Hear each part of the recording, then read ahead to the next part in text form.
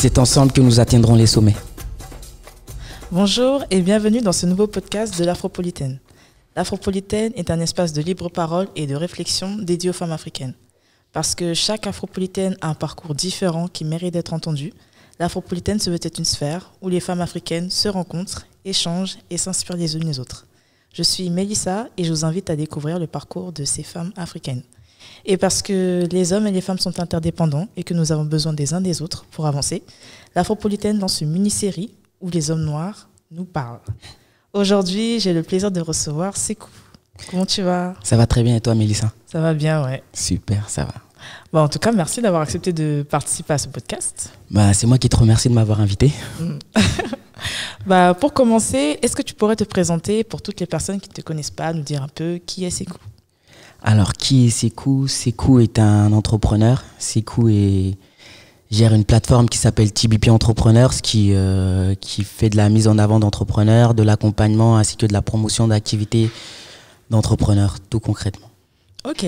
Et avant d'être ce monsieur hyper engagé, hyper dynamique, tu étais un petit garçon. Est-ce que tu pourrais nous dire quel petit garçon tu étais? Alors, j'étais un petit garçon qui adorait le sport, foot, un étudiant en même temps qui a validé un diplôme en master en affaires internationales et qui ne voulait pas trop vite se lancer dans le parcours prédéfini par sa scolarité, quoi. Aller dans le monde de l'emploi, etc. Ouais. Qui a directement décidé de se lancer dans l'entrepreneuriat. D'accord, ok. Voilà. Donc déjà tout petit, tu savais déjà ce que tu voulais faire et... Ah oui, ouais. J'ai toujours su que c'est pas parce que... je veux pas dire que je veux pas travailler pour les autres, etc. Mais j'ai toujours adoré l'aventure, le risque, etc. Et me lancer dans des choses que je connais pas et en fait me mettre au défi de dompter ce que je ne connais pas. Et donc je me suis dit, on va le faire. Puis voilà. Ok, non mais ça fait plaisir en fait de voir qu'en fait tout petit tu savais déjà ce que tu voulais faire et puis je vois que tu t'es orienté dans ce sens parce que tu fais partie d'un collectif de TBP, donc de Black Pyramid Entrepreneurs. Ouais, c'est bien ça. Est-ce que tu pourrais nous dire justement en quoi ça consiste et pourquoi tu t'es lancé dans cette aventure? Alors, je me suis lancé dans cette aventure, ça va faire 1 an. Je suis accompagné d'une dizaine de personnes, l'équipe, une dizaine de personnes. Je les remercie d'ailleurs parce que j'ai une superbe équipe et en fait sans eux je serais même pas là. C'est moi qui dis il faut faire ci, il faut faire ça, mais c'est eux qui travaillent. Donc sans eux je suis rien. Je suis juste quelqu'un qui parle. Donc voilà, je tiens d'abord à remercier l'équipe qui s'agrandit de petit à petit. Mais pour revenir à ta question, vraiment notre mission c'est focus sur l'entrepreneuriat. L'entrepreneuriat, accompagner les entrepreneurs dans les différents stades de développement de leur activité, c'est-à-dire de la création au développement marketing, commercial, international, etc. Mais également nous leur mettons à disposition des services comme la photographie, des espaces événementiels, etc., etc. pour qu'en fait à un moment donné, qu'il n'ait plus d'excuses pour dire « Ah, j'ai besoin de ci, mais j'ai pas. » Voilà. Si vous avez besoin de quelque chose, venez nous voir, nous allons travailler ensemble. Ça, c'est le premier aspect. Après, le deuxième aspect, c'est créer nous-mêmes des projets parce qu'on se dit entrepreneur, on veut entreprendre, on veut pousser les autres personnes à entreprendre. Mais si nous-mêmes, nous n'entreprenons pas, on ne peut pas pousser les autres. Les gens nous diront directement, mais vous êtes qui? Donc voilà, nous-mêmes, on veut se lancer dans l'entrepreneuriat. Du coup, on est en train de créer des projets entrepreneurial, bien sûr. Et puis ça, c'est le deuxième aspect. Et surtout, le troisième aspect, c'est notamment par rapport à notre communauté. Notamment par rapport à notre communauté. En fait, nous nous sommes rendus compte qu'il y a beaucoup d'entrepreneurs et également beaucoup d'afropreneurs qui se lancent dans leur business, qui ont des business super pertinents, vraiment, qui sont sur différents réseaux, etc., etc. Mais le souci, c'est que ils n'ont pas de visibilité. On ne les voit pas et on ne sait même pas ce qu'ils font parfois. Et il peut arriver qu'il y en a parfois qui ont des 30 likes, 100 likes, 100K, de followers, etc., sur leur réseau, mais on ne comprend pas leur message commercial. Du coup, quand un client ou un prospect ne comprend pas ton message, il peut même pas acheter ton produit. Il va juste liker l'image. Du coup, nous, ce qu'on fait par rapport à notre troisième volet, qui est la promotion, la mise en avant de business, c'est on permet à ces entrepreneurs-là, via notre concept Speed Views, de venir s'asseoir devant une caméra, expliquer leur concept et dire vraiment de quoi ils ont besoin pour s'agrandir. Et puis voilà, suite à cela, on leur donne la vidéo pour qu'ils puissent distribuer ces contenus sur l'ensemble de leur réseau, etc. Voilà, répandre la bonne nouvelle comme un pasteur, quoi. C'est ça même. J'aime bien ta phrase, répandre la bonne nouvelle comme un pasteur, parce que c'est vraiment ce que tu fais justement avec TBP. Mais justement, pour revenir à TBP, avant de parler de Speed Views, pourquoi l'avoir appelé en fait Black Pyramid Entrepreneur? À quoi ça fait référence? Pourquoi avoir choisi ce nom-là en fait? Ouais, au début, on a beaucoup réfléchi. On a dit Black Pyramid au début. Ouais. On s'est dit, waouh, il y a la marque de Chris Brown. Ça, j'avais pas pensé en plus. Carrément. Et ensuite, on a réfléchi, on s'est dit, mais pourquoi pas ajouter The Black Pyramid? On a commencé par ça et on a vu qu'il y a beaucoup de personnes qui se posaient des questions. Ça fait secte, ça fait Illuminati. C'est bizarre, ça a l'air obscur. Et du coup, on s'est dit, mais non, notre message, c'est pas du tout ça, ça a une signification. Pourquoi pyramide?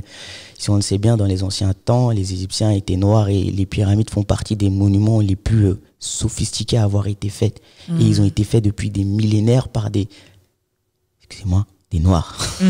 En Afrique. T'excuser même. Voilà, je le dis parce que voilà, il faut le savoir. Donc, d'où vient pyramide de Black? Pourquoi Black? Parce que ça s'apparente vraiment à la communauté africaine pour l'instant. Donc de Black et donc de Black Pyramid. Donc on a commencé par là et puis on a fait un événement qui a eu pas mal de succès où on a invité environ 250-300 entrepreneurs pour notre premier événement. On était super contents, c'était la fête. Et ces questions revenaient toujours. Du coup, on a créé un dossier presse dans lequel on expliquait tout, l'ensemble des choses. Et après, on a eu l'idée par la suite d'ajouter entrepreneurs dessus pour vraiment nous démarquer, pour avoir une image, quoi, pour pas que nous se confondre avec d'autres entités, etc. Ou pour pas que ça se mélange, par exemple, avec la marque Chris Brown, etc. Donc, du coup, ça faisait The Black Pyramid Entrepreneurs, un peu trop long. Donc, on s'est dit, on va raccourcir à fond et ça deviendrait TBP Entrepreneurs. Voilà. Ça se dit en anglais. Bien sûr. Ouais, TBP Entrepreneurs, du coup, ça fait 1 an que ça existe. Ouais. Et du coup, qu'est-ce que ça t'apporte à toi, en fait? Qu'est-ce que là, tu viens de souffler la première bougie, de cette initiative avec ton équipe. Qu'est-ce que ça te fait, en fait, de voir que voilà, ça avance petit à petit et tout? Qu'est-ce que t'en retires? Bah déjà, ça me fait perdre du poids. Parce que c'est vraiment pas un mythe qu'on dit un entrepreneur ça bosse vraiment. Énormément. Mais ça me fait vraiment perdre du poids. J'ai perdu 5-6 kilos. Carrément, parce que en fait, il y a vraiment beaucoup de choses à faire. Il y a beaucoup de travail la gestion de l'équipe, déjà, c'est un gros travail. Énorme. Surtout là, on est en train de se mettre dans un créneau qui est de créer chaque mois des événements entrepreneuriales sur le networking, etc. Du coup, on travaille, on cravache par rapport à ça et à l'organisation, les créations d'événements, les créations de projets. Il y a beaucoup de choses. Du coup, ce que ça m'apporte vraiment, c'est de la richesse. Vraiment une richesse culturelle, parce que je rencontre vraiment beaucoup d'entrepreneurs de différents horizons, etc. Mais qui appartiennent vraiment à l'Afrique. C'est-à-dire que je peux un jour, par exemple, même hier, il y avait des entrepreneurs qui provenaient du Congo, d'Haïti, etc. Et moi, j'adore ce mélange culturel. C'est kiffant. C'est vraiment kiffant. Il y a cet aspect-là. Après, il y a vraiment l'aspect connaissance économique, etc. Et la connaissance par rapport aux opportunités du marché. Qu'est-ce qui marche pas, comment est-ce qu'on peut faire pour le développer, etc. Et moi, c'est un stimulant pour moi je prends l'entrepreneuriat comme un puzzle. Il y a un puzzle avec un enfant. Un enfant, c'est un client, une personne qui a un besoin. Il essaie de chercher son besoin, il l'a pas. Non, viens, on fait son puzzle, on lui donne. C'est ce qu'on fait. Et moi, j'adore cette complexité, voir comment est-ce que nous pouvons faire pour répondre à ces entrepreneurs. Donc, ça m'apporte vraiment énormément dans toutes ces choses-là. Mais surtout, ça m'apporte beaucoup parce que grâce à ça, en fait, j'ai pu réunir une équipe qui sont vraiment soudées, qui travaillent vraiment ensemble. Et moi, je kiffe ça. J'adore travailler avec tout le monde et puis voilà, c'est vraiment kiffant. Ouais, c'est vraiment kiffant et surtout que en parlant de Speed Views, comme tu en parlais tout à l'heure, j'ai eu l'occasion justement de participer justement au Speed Views. Est-ce que tu pourrais justement nous parler de ce média en fait que vous avez mis en place, qui met en avant des initiatives afro et comment ça se déroule tout le processus? Ouais, carrément. En fait, Speed Views, comme je l'ai dit tout à l'heure, c'est un concept que nous avons mis en place, TBP Entrepreneurs, avec notre coproducteur Les Afropreneurs. Vous pouvez trouver sur Instagram. Et pourquoi nous l'avons fait, c'est concrètement, comme je l'ai dit tout à l'heure aussi, c'est pour mettre en avant les entrepreneurs et pour qu'ils puissent expliquer leurs produits, leurs offres. Parce qu'il y a des personnes qui ont des produits, mais on ne les comprend pas. Ouais. Souvent, il y a des likes sur Instagram, sur un post. Le descriptif du produit se trouve dans le descriptif, en bas, mais les gens ne le lisent pas. Et très souvent, on reçoit des messages. Qu'est-ce que vous faites? Qu'est-ce que vous vendez? Etc. etc. Alors que tout est expliqué. Nous, on est parti du principe après une étude que la vidéo fait partie environ de entre 60 et 75% des contenus les plus utilisés sur Instagram et les plus attractifs. Du coup, on s'est dit, on va faire en sorte que ces entrepreneurs puissent répandre leurs bonnes nouvelles sur l'ensemble des réseaux avec des vidéos vraiment de courte durée, maximum 3 minutes, 4 minutes, #Combini, on s'en fout. Du coup, voilà, vraiment des vidéos de courte durée où ils pourront expliquer leurs concepts, leurs produits, etc. Et par la suite, en fait, on leur donne cette vidéo pour qu'ils puissent expliquer avant tout à leur audience ce qu'ils font. Et suite à cela, en fait, nous, on leur permet d'avoir une promotion sur l'ensemble de nos plateformes, c'est-à-dire sur notre site web, sur notre page YouTube, sur notre page Instagram, sur notre page Facebook, sur LinkedIn, et ainsi que sur la page de nos partenaires comme les Afropreneurs, Black Network, etc. etc. Honnêtement, je salue cette initiative parce qu'on en a vraiment besoin. Comme tu l'as dit, il y a pas mal d'initiatives afro qui naissent chaque jour, mais malheureusement, elles n'ont pas de visibilité. Et du coup, qui dit pas de visibilité, finalement, au final, elles finissent par mourir. En plus de l'aspect, du fait que c'est quelque chose qui te plaît, tu t'épanouis dans ça, il y a également un aspect qui est important, l'aspect financier. Parce que tout à l'heure, justement, tu disais que le soutien passe par la caisse. #Tanguy. Black Network, c'est lui qui m'a appris ça. Et ça, honnêtement, ça m'a marqué. Et j'ai envie de dire, mais du coup, quels sont les défis auxquels les entrepreneurs sont confrontés? Parce que c'est vrai que quand je me mets à la place du client, le client, ce qu'il voit, c'est que le produit est tout fait et il est satisfait. Mais il ne voit pas tout le travail et tout ce qu'il faut, en fait, pour obtenir ça. Du coup, est-ce que tu pourrais nous parler, en fait, de l'aspect financier, en fait, de qu'il y a en fait derrière l'entrepreneuriat en fait? En fait, derrière l'entrepreneuriat, il y a de l'investissement. Il y a différentes sortes d'investissements. Peut-être que je ne les donnerai pas toutes, mais par exemple, l'investissement en termes de temps. Le temps, c'est super important. Par exemple, quand on s'assoit, on parle avec quelqu'un, si on s'assoit, on parle avec quelqu'un, c'est qu'on lui accorde notre temps. Et dans le monde actuel, beaucoup de gens disent le temps, c'est de l'argent, etc., etc. Dans le monde entrepreneurial, c'est vrai. Si je m'assois avec une personne, c'est que on peut parler business, on peut parler de projets ensemble, etc., etc. Mais dans ce temps-là, si cette personne m'a fait perdre mon temps, je considère que j'ai perdu deux choses. De l'argent et du temps. Tu vois ce que je veux dire? Mais pour revenir par rapport au sujet que tu as donné tout à l'heure, qui est par rapport à l'aspect financier de l'entrepreneuriat, c'est assez compliqué. Nous avons des entrepreneurs qui se lancent autodidactes, etc., et qui mettent leurs fonds propres directement dans leurs projets. Directement. Ça peut être des projets artisanaux, des projets de vêtements, enfin dans le cosmétique, etc., etc. Enfin, tout ce qui se fait à la main, quoi. Nous avons ces types d'entrepreneurs, ce sont vraiment généralement des toutes petites structures, des TPE, on appelle ça.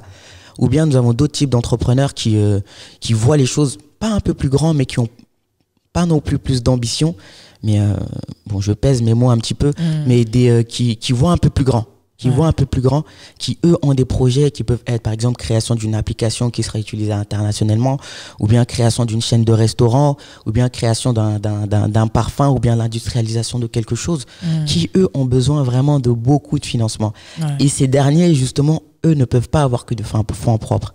Parfois ce qu'ils font, ils piochent directement dans leurs fonds propres d'abord, puis ils vont voir par rapport aux membres qui sont dans leur famille, enfin dans leur cercle proches, mais ils ont également besoin d'investissements, de capitaux qui viennent de différentes sources, comme les banques, etc., etc. Ça, ce sont vraiment les entrepreneurs qui vont, entre parenthèses, les choses grandes, parce que tous les entrepreneurs, normalement, voient les choses grandes. Voilà, ça, c'est le deuxième aspect. Après, il y a le troisième aspect, ceux qui s'allient avec d'autres personnes pour créer des capitaux, enfin, réunis, pour lancer un business ensemble.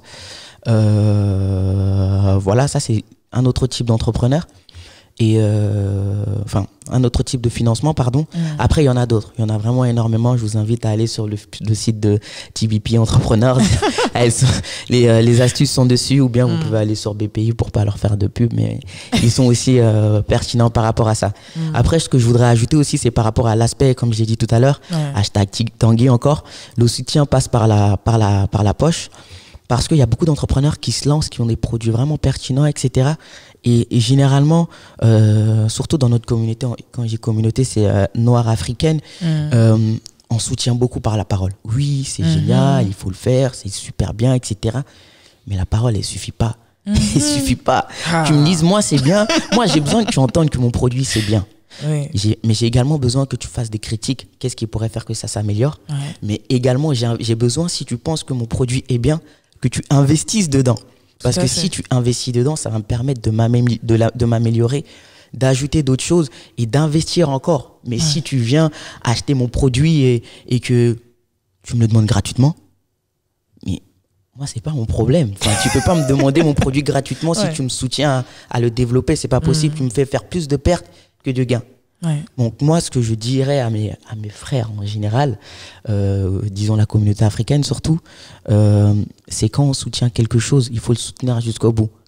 On a par exemple une personne, je sais pas, Mélissa, toi tu vends cette bouteille, si tu le vends à 2 €, moi pour te soutenir, je voudrais être prêt à te l'acheter le double du prix pour que tu puisses réinvestir dedans, mais innover encore. C'est ça qui est important. Et je pense que ce type de soutien, c'est de ça qu'on a besoin. Pas demander des trucs gratuitement. Ça aide personne et ça casse en fait le côté entrepreneurial de l'autre personne. Donc voilà, c'est pour ça que je dis le financement, c'est le nerf de la guerre. C'est vraiment ça, le nerf de la guerre. Et en parlant justement, tu as soulevé un point qui est vraiment intéressant. Tu as parlé de cette notion-là que quand on a face à nous notre semblable noir, la personne a tendance à dire oui, est-ce que tu peux me le faire gratos? Et moi, je me dis, mais moi, je prends ça vraiment comme un manque de respect réel. Parce que je pars du principe que quand quelqu'un fournit un travail, il doit y avoir salaire derrière. Complètement. Et moi, je me suis toujours posé la question, mais pourquoi, entre nous, quand il s'agit de nous, on a tendance à ne pas avoir peur, ne pas avoir froid aux yeux, à demander la gratuité, à réclamer même la gratuité, parce qu'on fait partie de la même communauté. Mais si c'est par exemple Louis Vuitton qui fait un sac à 1 000 €, les gens vont sortir l'argent. À ton avis, pourquoi, en fait, à quoi c'est dû en fait, ce manque de respect-là entre nous? Franchement, je ne sais pas. Je ne sais vraiment pas. Je pense que c'est quelque chose qui s'est installé tout bêtement, comme ça. Et après, il y a la reconnaissance aussi, l'image. Louis Vuitton, ce que Louis Vuitton vend, c'est même pas son produit, c'est l'image. Je porte Louis Vuitton, j'ai une autre classe. Tu vois, je suis là, tu vois. Et toi, par exemple, ton produit, ta bouteille, il n'y a rien d'écrit dessus, tu vois, c'est toi. Je sais pas, si t'es ma cousine, quelque chose comme ça, t'es ma cousine, tu vois, c'est ta bouteille. Et je vais la boire et puis voilà. Mais Louis Vuitton, si j'achète du Louis Vuitton, on va me dire, ah ouais, il a l'argent. On a plus le même gamme, tu vois. Il a ceci, il a cela. C'est vraiment, je pense que ça, c'est un point important déjà, parce qu'on n'apporte pas de valeur aux petites entreprises ou à ceux qui viennent de commencer. Alors qu'au lieu, je pense, aller donner l'argent à Louis Vuitton pour qu'il ait plus de renommée, etc. Je rappelle que Bernard Arnault est l'un des hommes les plus riches du monde actuellement. Merci de le rappeler. Carrément, allons investir dans... Bon, je ne sais pas si je dois dire des noms d'entreprises, parce que bon, je ne suis pas en contact avec eux. Dans des chaussures comme Goya, par exemple, dans des choses comme ça. Dans de la nourriture comme dans Eat with Tamba, des choses comme ça. Tout à fait. Je ne dis pas que c'est pour séparer les économies, etc. Mais ça leur donnerait de la force. Ça leur donnerait de la force, et indirectement, quand ça leur donne de la force, ça donne la force à toute l'Afrique, parce que eux, quand ils réinvestissent dans les frères, ils réinvestissent dans du business afro. Quand ils disent ils réinvestissent dans du business afro, c'est-à-dire ils embaucheront certainement, je l'espère, des personnes qui sont de la communauté africaine. Vous voyez? Et moi, je pense que c'est ça qui est important, et pas mettre juste l'accent sur le Louis Vuitton, etc., mais aider vraiment la communauté africaine à se développer lui-même. C'est ça, je trouve que... Oui, tout à fait, parce qu'en plus, pour atteindre, parce que c'est vrai que les gens souvent se plaignent, oui, mais il n'y a pas assez d'entrepreneurs afro qui ont atteint un tel niveau. Sauf que comme tu l'as bien dit, ça se passe par échelle, C'est ça. par échelon. C'est Et ça. pour atteindre ce niveau-là, pour que plus tard on ait, je sais pas moi, un entrepreneur qui puisse être au même rang que Louis Vuitton ou un tel, il faut que nous, déjà en bas, qu'on puisse le porter. Carrément. Et j'ai l'impression que souvent, malheureusement, pour que des initiatives afro dans l'entrepreneuriat soient validées par nos pairs, il faut d'abord qu'elles soient validées par les autres. Du coup, quel est ton avis par rapport à ça aussi ? C'est un peu triste à dire. Bon, nous avons des exceptions, des entreprises africaines qui marchent. Parfois, on voit même pas les têtes des boss, parce que souvent, le boss officiel est très souvent un comédien, mais la personne qui est derrière, c'est une personne noire. Ouais. Pourquoi ? Parce que la personne noire, très souvent, ça se met vraiment en place. C'est vraiment difficile à comprendre également. C'est que quand on voit un Africain, une population, une personne de couleur noire diriger une grosse boîte, on y apporte soit moins d'intérêt ou soit moins de crédibilité. Tout à fait. Ouais. Et je le sais parce que je connais certaines personnes qui gèrent des grosses boîtes, qui sont dirigeants, qui ont à majorité de grosses boîtes, mais c'est pas eux qui représentent. Ce sont d'autres personnes qui les représentent parce que ils veulent pas, ils ont pas de crédibilité. Et même par rapport aux speed views que nous faisons, très souvent nous avons contacté des dirigeants justement de ce type d'entreprise. Ils veulent pas se montrer parce qu'ils veulent pas que ça nuise à leur business. Et c'est triste à dire parce que nous avons des entrepreneurs vraiment qui sont super efficaces, super pertinents, etc.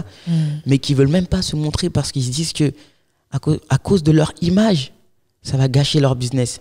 Ouais. C'est vraiment triste. Et voilà. C'était quoi la question déjà ?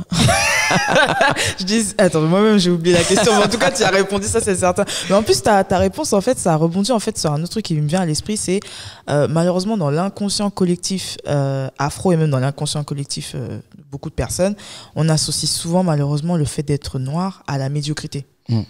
Et c'est complètement faux. C'est vraiment complètement faux. Moi, je suis pas d'accord avec ça. Je pense que, je pars du principe qu'on est tous égaux déjà. Les gens qui sont là, médiocrité, racisme.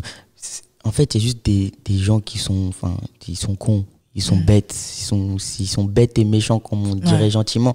Mais on est tous égaux. Il n'y a pas de médiocre, etc., etc. Allez dire à un poisson de grimper à l'arbre. Non, il n'est pas médiocre, mais il sait nager. Ouais. Allez dire au contraire à, je sais pas moi, une limace de nager sous l'eau. Je sais pas si une limace, ça sait nager. Mais voilà quoi. Vous voyez ce que je veux dire ? C'est que chacun son domaine, etc., etc. Personne n'est médiocre dans quelque chose. C'est juste qu'on a eu une image qui nous colle à la peau depuis très longtemps.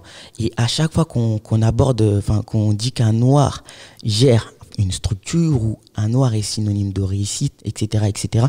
Surtout en France, etc. Parce qu'en Europe, en Amérique, dans les Amériques, ça se fait de moins en moins. Ouais. Les gens ils disent il y a quelque chose. Vous voyez, il y a quelque chose. Alors que non, il n'y a pas. Moi, je veux justement qu'on arrête de penser ça. Vous voyez, on s'en fout. Les gens qui pensent ça, arrêtez de penser à ça. Ne pensez plus. Dites juste votre frère est top. Il fait de son mieux pour avancer, il va avancer, je vais le soutenir. S'il fait des erreurs, c'est pas grave.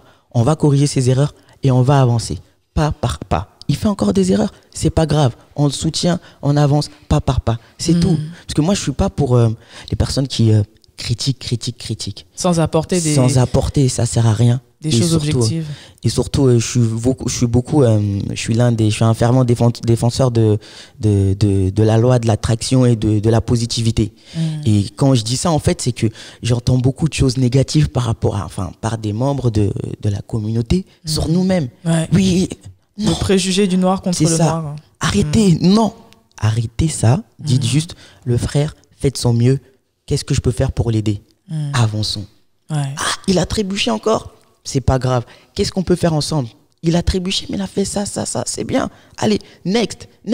Et en fait, en faisant ça dans les décennies qui arrivent, même pas les décennies, la décennie qui arrive, je pense qu'on se retrouvait vraiment ailleurs et qu'on aura brisé toutes ces images qu'on nous a collées à la peau, etc. Parce que c'est que des pensées négatives qui veulent rien dire. C'est complètement faux et c'est faux. Arrêtez de penser à ça, franchement. Non, mais c'est bien que tu le soulèves parce que c'est vrai que c'est malheureusement les premières choses qu'on met en avant, en fait. Il y a comme une forme de, je sais pas si je peux me permettre ce terme, je vais me le permettre, d'afro-pessimisme, en fait. C'est une sorte de une plaie intra-communautaire, en fait. C'est-à-dire que voilà, on note ce qui est négatif, mais on met pas du tout le point sur ce qui est positif. Et c'est ça que j'aime avec toi, c'est le fait que voilà, tu mets en avant ce qui est positif et tu l'encourages, en fait. Parce que c'est quelque chose, autant une personne qui fait pas partie de notre communauté peut se permettre de faire certaines erreurs, mais nous, par contre, si on se permet de les faire, on se fait... C'est ça. Et on se fait tacler très très mal. Ouais, très, très mal. très mal. Parce que en fait, je pense que les erreurs que nous faisons dans notre communauté, les autres communautés le font. Bien sûr. Et, on va dire les Asiates, etc. Mais on ne dira pas d'autres noms. Mais eux, ils les effacent et next. Ouais. Et nous, en fait, on est têtus, on reste dessus. Oui. Arrêtons ça. Avançons. On s'en fout des trucs négatifs, des préjugés négatifs. Voyons le positif dans nos frères, nos sœurs, etc. et dans leur business. Et avançons toujours. Je dis juste avançons. C'est ça. Avançons. Honnêtement, c'est top comme conseil que tu viens de donner. Et en parlant d'entrepreneuriat, entreprendre, ça est devenu un peu le mot en vogue. Tout le monde veut entreprendre, tout le monde parle d'entrepreneuriat, mais qu'est-ce que l'entrepreneuriat? Qu'est-ce que c'est qu'entreprendre? Est-ce que c'est juste quelque chose qui est à la mode ou est-ce que c'est juste une façon de s'affranchir du salariat? Est-ce que c'est une philosophie de vie? Quelle est ta définition en fait de entreprendre? Eh ben, c'est un peu tout ce que tu as dit. Vraiment, c'est un mode de vie. Ce sont des personnes parfois qui déjà juste avant de commencer, on ne peut pas tous être entrepreneurs. C'est très dur. C'est vraiment. J'ai perdu 6 kilos. Tu insistes beaucoup là-dessus. Vraiment, oui, c'est vraiment difficile. Enfin, il y a des personnes qui quand ils sont face à des défis, souvent ils préfèrent retourner dans leur zone de confort. Ouais. Au moins, ils sont bien tranquillement. Ces personnes-là, il ne faut pas leur en vouloir. Parce que même les entrepreneurs, quand ils avancent dans leur business, ils ont besoin de directeurs, de personnes en marketing, de personnes qui les entourent. Et c'est grâce à ces personnes-là qu'un entrepreneur avance. Parfois, je dis même que c'est souvent bien d'être numéro 2 que numéro 1. Parce que le numéro 1, il n'avancera jamais sans le numéro 2. C'est très difficile. C'est vrai. Comme on peut prendre l'exemple des investisseurs dans des entreprises, etc. Ils donnent l'argent, mais ils prennent le meilleur dirigeant. Et le meilleur dirigeant peut être considéré comme le numéro 2.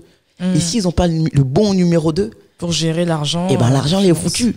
Ouais. Voilà. Pardon l'accent. Non, mais l'argent est foutu.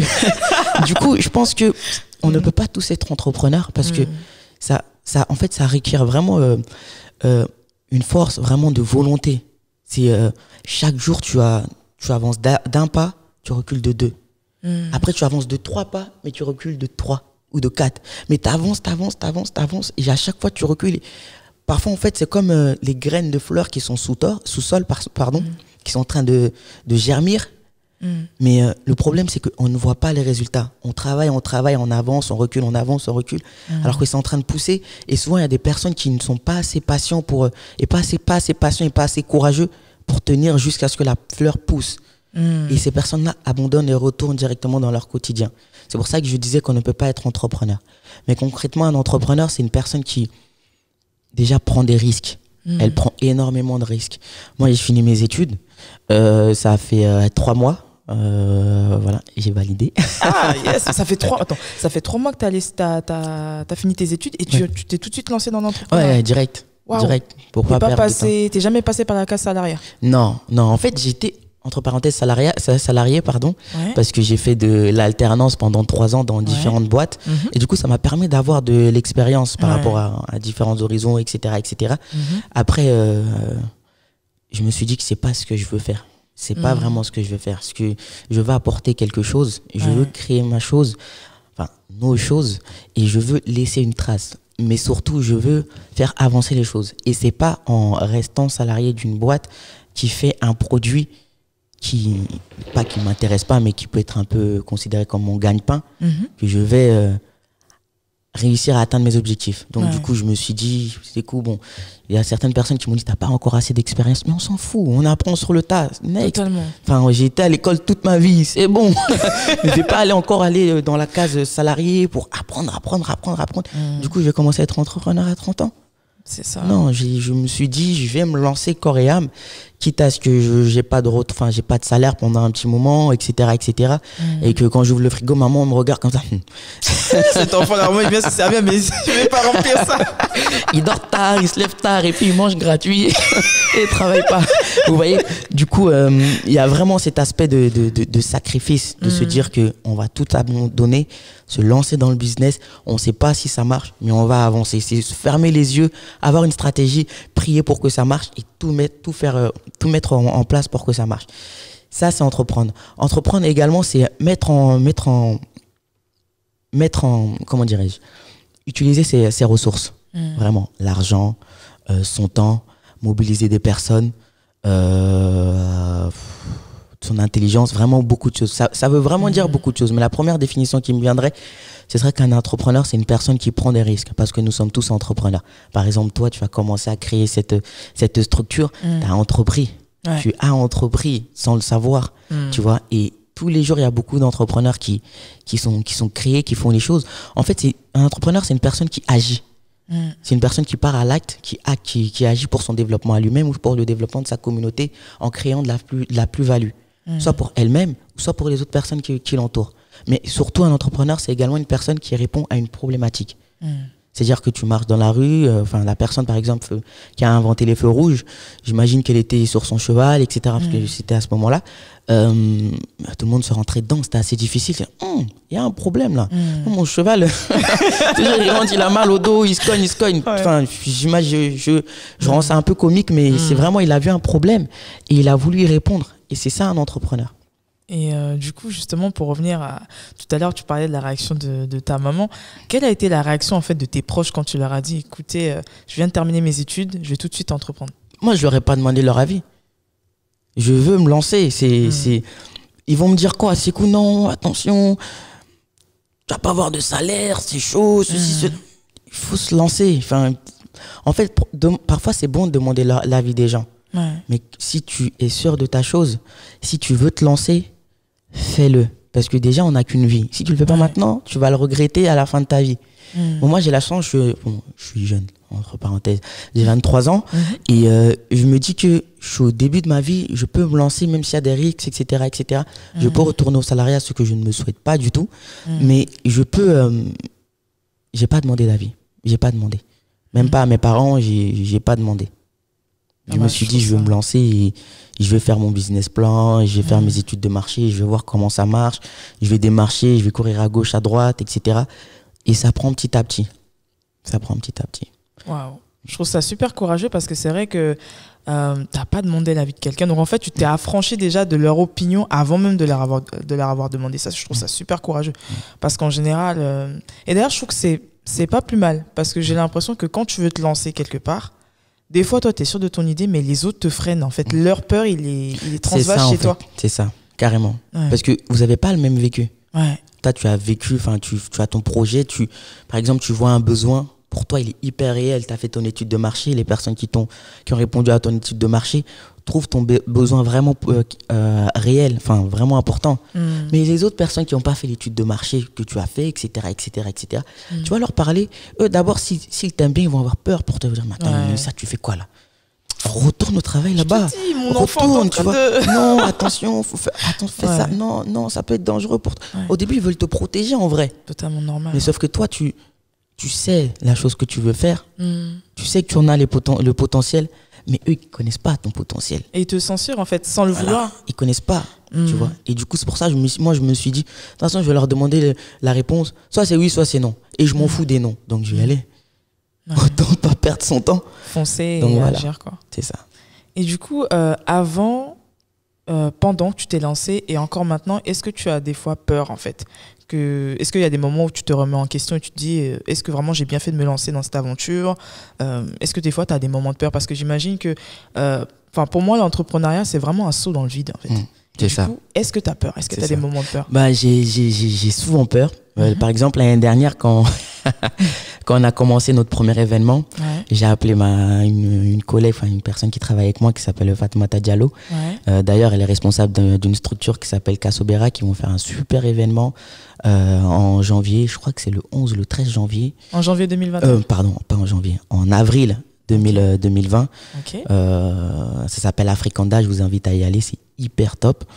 Mais juste pour revenir par rapport à l'entrepreneuriat, c'est que je l'ai appelé un matin et je lui dis Fanta, moi j'en ai marre. Parce que je disais pourquoi j'en avais marre, c'est que je voyais pas que les choses bougeaient par rapport aux entrepreneurs afro, etc. etc. Parce que j'étais pas encore dans la zone. C'était en janvier 2019. Enfin, en décembre 2018, pardon. Avant janvier 2019. Et du coup, elle m'a dit, mais qu'est-ce qu'on peut faire et tout. Tu sais quoi, on va faire un événement pour voir déjà, pour attirer ces entrepreneurs. Et suite à cela, on va voir quelles sont les opportunités qu'on pourrait prendre pour se lancer. Elle m'a dit, vas-y, je suis chaud, on y va, et tout, et tout. Elle aime bien me pousser. Je suis chaud, on y va, etc. Et du coup, je commence à participer à mon premier événement networking. Et ce jour-là, je parlais avec des gens. J'ai annoncé une date. On a commencé, j'ai parlé à Fanta en début décembre. L'événement de networking, on l'a fait le 10 décembre. Et dans l'événement, en fait, j'ai annoncé qu'on allait faire notre événement en janvier 2020, comme ça. Les gens, ils ont rigolé, ils ont dit, mais toi, t'es fou. Et moi, quand je leur ai dit ça, je me suis dit, mais qu'est-ce que j'ai dit? Je suis un ouf. Mais non, pourquoi, tu vois? J'avais chaud, parce qu'en fait, la date, elle venait d'arriver. Et on n'avait rien fait, tu vois. Et les gens me disent, mais arrête, qu'est-ce que tu vas faire, etc. Repousse la date, etc. J'ai dit, non, on a créé l'événement sur Eventbrite, etc., etc. Sur Facebook, on a lancé partout. Et en fait, je compare ça à se mettre devant la falaise et se jeter et tituber, tu vois, tituber, on sait pas où on va. On n'avait même pas la salle. Ah ouais. On n'avait même pas la salle. Sueur froide, j'imagine même pas. C'était un truc de ouf. Et moi, vous allez me trouver un peu maso, mais j'adore ça. Tu vois, quand c'est adrénaline, c'est un truc de ouf. C'est comme quand je joue au foot, je marque un but, c'est waouh. Ça arrive et tout, faut accélérer, faut se donner. Et ça me passionne. Et du coup, on s'est donné cette deadline-là. On accélère. En 10 jours, on a fait les shootings photos. On a essayé de trouver des partenaires. On a essayé de trouver des artistes pour danser, événements, des animateurs, etc. Je te jure, en 15 jours, on avait bouclé un peu le tout. C'est-à-dire en termes de personnes, etc. pour notre événement. Voilà. Dossier, presse, tout. Et c'était un truc de dingue. Et suite à cela, en fait, on n'avait toujours pas la salle. Et il nous restait 3 semaines. Là, bon, un grand frère m'a appelé. Ma soeur aussi a dit, mais toi, tu es malade. Décale la date un petit peu plus loin. Et du coup, c'est là on s'est dit, bon, réfléchissons stratégiquement. Même si on a bien travaillé, on a fait les shootings, etc., etc. Autant décaler un petit peu la date pour que ce soit vraiment efficace, etc. Parce que les gens commençaient à s'inscrire déjà. Je te jure, les gens qui commençaient à s'inscrire déjà. Et je me rappelle, on avait mis une billetterie à 50 personnes et on était déjà à 26, 27 personnes, enfin moins d'une trentaine, mais déjà, voilà, ça commençait on n'avait pas de salle. on avait mis par rapport à l'adresse Paris en haut. Ça me faisait rire. Et du coup, après ça, en fait, après cet événement-là, on a décidé de décaler la date un petit peu, jusqu'à mars. On s'est laissé 1 mois et demi quand même pour vraiment structurer, etc. Parce qu'en même temps, on recevait des appels sur Facebook, etc. C'est quand votre événement? J'ai vu qu'il n'y a plus de place. J'ai dit, ah ouais, d'accord. Du coup, il faut qu'on trouve plus de salles. Du coup, on a mis le nombre de places à 100 personnes. Boum, ça remplit. J'ai dit, ah, ok, on va trouver une salle à 200 personnes. Boum, ça remplit. On était super contents. Mais on a arrêté à 200 parce qu'après, on n'avait pas les capacités avec l'équipe de prendre une plus grosse salle parce que c'est de l'argent quand même. Mais du coup, on a fait ça et je compare ça vraiment à se lancer vraiment dans le vide. Parce que il faut oser, il faut parler, mais après assumer. Tu parles, tu le fais. Il y a des personnes qui parlent dans le vent, qui ont des produits, oui, je fais ça. Mais il n'y a pas d'acte concret derrière. Fais-le. Mais du coup, comme tu dis, c'est vraiment se jeter dans le vide. Tu te jettes, maintenant tous les yeux sont sur toi. Qu'est-ce que tu vas faire? Et c'est vrai que ça donne chaud, parce que parfois je me réveille, je me disais, oh, c'est chaud, il reste 2 semaines, putain. Enfin, vous voyez, c'est vraiment compliqué. Mais après, le soir, le lendemain de l'événement, j'avais l'impression que avec l'équipe avec qui j'étais, franchement, qui sont vraiment top, c'est les meilleurs. C'est les meilleurs. Avec l'équipe que j'ai, on peut tout faire. Et on peut tout faire. Et c'est pas une blague quand les gens ou les grands entrepreneurs qui ont réussi se disent tout est possible, etc. Franchement, c'est quelque chose que tu vis en fait. C'est quelque chose que j'ai vécu et que je pense que je pourrais vivre encore si je continue. Ouais, mais en tout cas, je te souhaite vraiment, je t'envoie toutes mes belles ondes parce qu'honnêtement, j'ai eu le temps de voir un peu comment tu travailles avec ton équipe et je trouve que vous êtes très pro, tout est carré et tout, et j'ai envie de dire, mais continuez quoi. Merci. Parce qu'honnêtement, vous m'avez beaucoup inspiré et ça fait plaisir de voir ça parce qu'on met souvent en avant malheureusement les côtés négatifs, mais avec vous, moi en tout cas, je vois que c'est possible et que honnêtement, ça ne peut qu'aller de l'avant. Mais carrément, c'est palpitant quoi. Ouais. C'est palpitant. C'est vraiment super intéressant et je suis content de travailler avec eux. Je devrais même les dédicacer, je crois. Non, carrément, je remercie vraiment l'équipe, tous ceux qui travaillent avec moi. Jefferson Issa Dalé, Mariam Goundiam, Fatoumata Diallo, Clarisse Rukassi, Aminata Terra, pardon, Christian Sagui, responsable du comité Mister Mali, ma petite sœur Sora, etc. Vraiment, ceux que j'ai oubliés, je suis désolé. Enfin, il y a beaucoup de noms, mais je remercie vraiment l'équipe parce que grâce à eux, en fait, on n'aurait rien fait. J'aurais juste parlé. Voilà. En tout cas, c'est vraiment top et je souhaite du coup une longue vie à TBP et à Speedviews. Merci. Alors, c'est cool, on arrive à la fin du podcast. Oui. Et mes 2 dernières questions, c'est pourquoi tu as accepté de participer à ce podcast et un dernier mot pour les Afropolitaines et les Afropolitains qui nous écoutent. D'accord, pourquoi j'ai accepté ? Parce que tu me l'as demandé. Ça fait limite, je t'ai donné un ordre et le gars, il a exécuté. T'aurais pu refuser. Non, mais je pense que, comme je l'ai dit, déjà, il faut soutenir les causes. Et ce que tu soutiens, c'est vraiment super génial. Enfin, je t'ai connu via Instagram. Et depuis, quand tu as interviewé, j'ai vraiment appris à comprendre vraiment le message que tu souhaitais transmettre par rapport à ta structure. Et c'est pour ça que je me suis dit, si elle veut que je vienne, ça doit être du sérieux. Donc je suis venu quoi. T'es pas déçu? Je suis pas déçu. Non, tu vas dire ouais, mais ça m'a demandé de venir et tout. Et ça va plus. Non, franchement c'était super, c'était super et j'ai pas douté de la qualité, etc. Donc je suis venu. Voilà. Ok. Et du coup le dernier mot à toutes les personnes qui nous écoutent. À toutes les personnes qui nous écoutent, lancez-vous et on s'en fout de ce que les autres pensent. Lancez-vous. Vous pensez que votre produit est pertinent? Faites-le, entourez-vous de bonnes personnes et avancez. Oubliez les idées négatives, restez dans la positivité, entourez-vous de personnes positives. Même ceux qui râlent, essayez parfois, vous avez un élément dans votre équipe qui est super pertinent, mais qui râle beaucoup. Même cette personne, essayez de positiver cette personne pour continuer à avancer parce que vous avez besoin de cette personne. Un entrepreneur sans son équipe, c'est personne. Donc lancez-vous, soyez entourés. Et du courage et surtout force à vous quoi. Et merci Mélissa. Merci beaucoup, c'est cool en tout cas d'avoir accepté de participer à ce podcast, ça m'a fait plaisir. C'est moi qui te remercie. Merci. Et merci en tout cas à toutes les personnes qui ont pris le temps d'écouter et je vous dis à très bientôt pour un nouveau podcast sur l'Afropolitaine.